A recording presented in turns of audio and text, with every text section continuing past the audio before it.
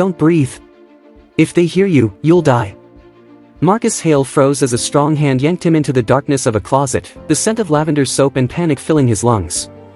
The hand belonged to Aisha, his housekeeper of 10 years, steady-eyed, trembling only at the edges, pressing a finger to her lips as heavy footsteps passed just outside the door. Through a narrow crack in the wood, Marcus watched his world split wide open. His wife, Veronica, laughed softly with his younger brother, Ryan. Their voices dripped with an intimacy that made his skin crawl, but it was what they said next that stopped his heart. Ryan muttered that Marcus was still standing, and Veronica replied with a sharp flick of irritation that she'd already doubled the dose in his morning green juice. In that instant, every dizzy spell, every wave of weakness Marcus had shrugged off as executive burnout snapped into terrifying focus. It wasn't stress. It was poison, served with a smile at his own breakfast table. Aisha didn't wait for him to process the betrayal. She dragged him out through the servants' entrance, keeping low beneath the line of the hedges, and shoved him into her battered old sedan. Marcus's first instinct was to reach for his phone to call his best friend, the local police captain. Aisha hissed, "Your friend is on their payroll, Marcus. I've seen him taking envelopes in the driveway while you were at the office. Calling him is signing your death warrant." Before he could argue, she grabbed his phone and his 5-figure watch, tossing them into a rusted scrapyard bin as they sped past. "From this moment," she said, her voice cracking with the weight of what she was doing, "Marcus Hale is dead. If you want to live to see justice, you have to become someone else." They drove for 6 hours, leaving the glass skyscrapers of the city for the red dirt roads of the deep countryside. Aisha took him to a small, weathered cabin that belonged to her late grandmother. It was a place that didn't exist on any digital map. For the first week, Marcus couldn't even stand. The withdrawal from the toxins Veronica had been feeding him was brutal. He spent his nights shivering on a thin mattress, sweat soaking through his designer shirt, while Aisha brewed bitter herbal teas to flush his system. He went from being a man who controlled a multi-billion-dollar real estate empire to a man who couldn't even hold a spoon. In those dark hours, the emotional weight hit him harder than the physical pain. He had given Ryan his first job, he had given Veronica the world. How could love turn into a lethal weapon? As his strength returned, Marcus began to see the world through Aisha's eyes. She wasn't just a maid. She was a woman who had spent 20 years observing the shadows of the wealthy.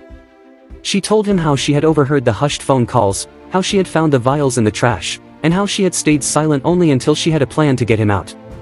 "They think money makes them invisible," she told him one evening by the fire. "But it only makes them loud. You were so busy looking at the stars that you didn't see the snakes at your feet." Marcus realized that in his pursuit of more, he had lost his intuition.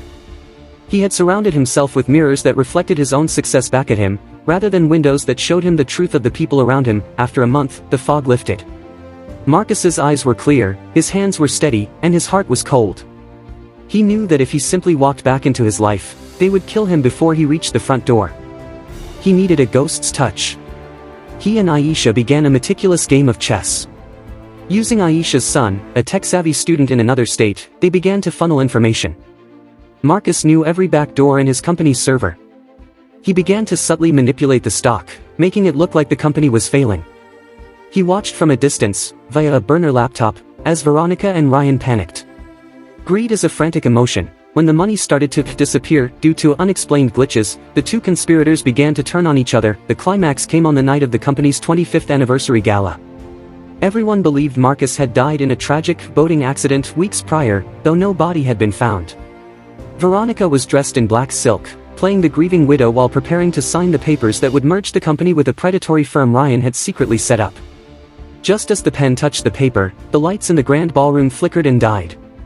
A video began to play on the massive screens. It wasn't a tribute to Marcus. It was a compilation of hidden camera footage Aisha had helped him record over the months, conversations about the poison, the offshore accounts, and the laughter they shared over his projected death. The doors swung open. Marcus didn't walk in wearing a tuxedo. He wore the simple work clothes of a laborer, his face weathered but his presence more commanding than ever. The silence was deafening. He didn't scream, he didn't even look at Veronica. He walked straight to the podium, looked at the audience of his peers, and said, "I came home early to find my life stolen. But in the process, I found my soul." The police, the real authorities from the federal level, tipped off by the digital trail Marcus had laid, moved in. As Ryan and Veronica were led away in handcuffs, screaming at each other in a desperate attempt to shift the blame, Marcus felt no joy. He only felt a profound sense of relief. Marcus didn't go back to his old life. He liquidated a vast portion of his assets, but he didn't give it to charities that would put his name on a building. He started a foundation dedicated to protecting domestic workers and whistleblowers, the people who see everything but are often heard by no one.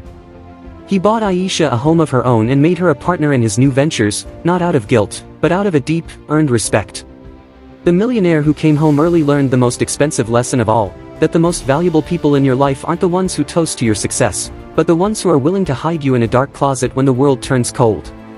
He learned that true power isn't in what you own, but in who you can trust when you have nothing at all.